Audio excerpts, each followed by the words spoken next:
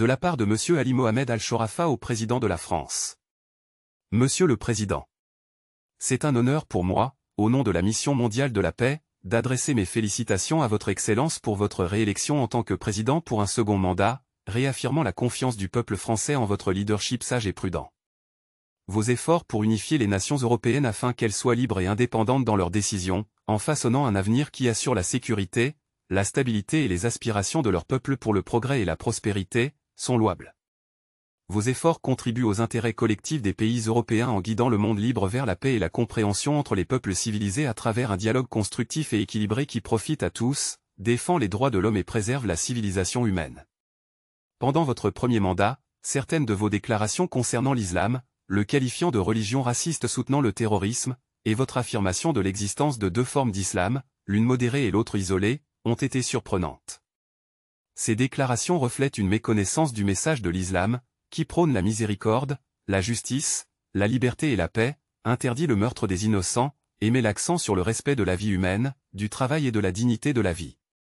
Le Saint-Coran l'affirme en déclarant « Ô homme, nous vous avons créé d'un mâle et d'une femelle, et nous avons fait de vous des nations et des tribus, pour que vous vous entreconnaissiez. Le plus noble d'entre vous, auprès de Dieu, et le plus pieux d'entre vous, Coran 49, 13.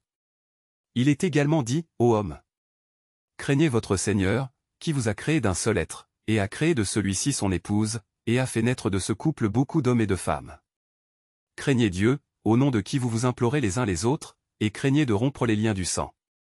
Certes, Dieu vous observe parfaitement, Coran 4:1.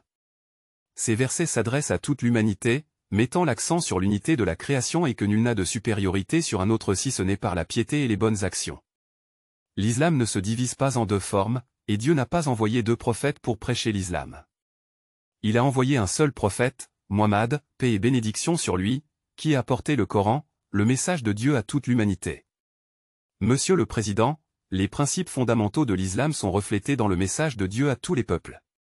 L'islam est une législation divine pour l'humanité qui les guide sur la voie sûre de la vie, contrôle leurs actions, et fixe des limites à leurs objectifs, garantissant que la fin ne justifie pas les moyens. Cela empêche les âmes ambitieuses de franchir toutes les lignes rouges qui menacent la sécurité de la société humaine partout.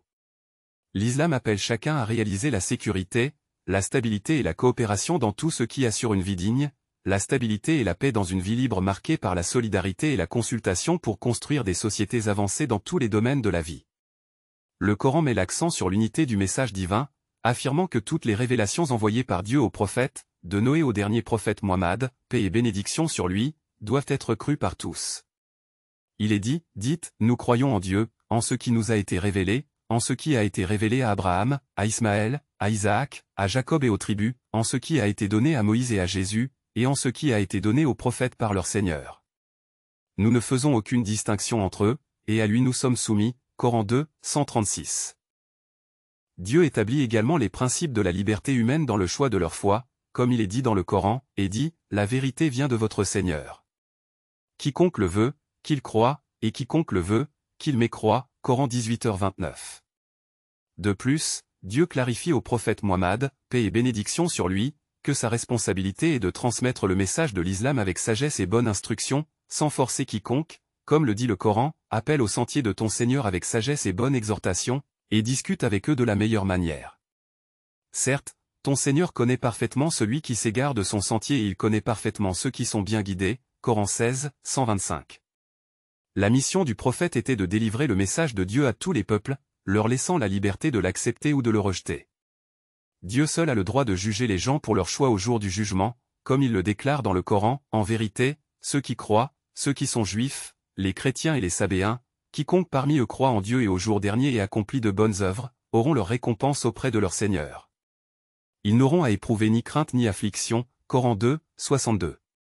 Le Coran donne des directives claires sur la manière de mener une bonne vie, d'agir de manière vertueuse pour le jour du jugement, et de traiter les autres avec bienveillance, mettant en garde contre la corruption sur terre, comme il est dit, et recherche à travers ce que Dieu t'a donné, la demeure de l'au-delà, et n'oublie pas ta part dans ce monde.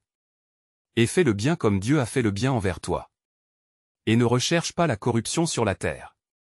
Dieu n'aime certainement pas les corrupteurs, Coran 28, 77. Je souhaite que votre appel aux intellectuels et penseurs de votre pays, qui a longtemps défendu la cause de la liberté et des droits de l'homme depuis le XVIIIe siècle, puisse rechercher la vérité du message de l'islam à travers le Coran, la référence ultime des enseignements islamiques.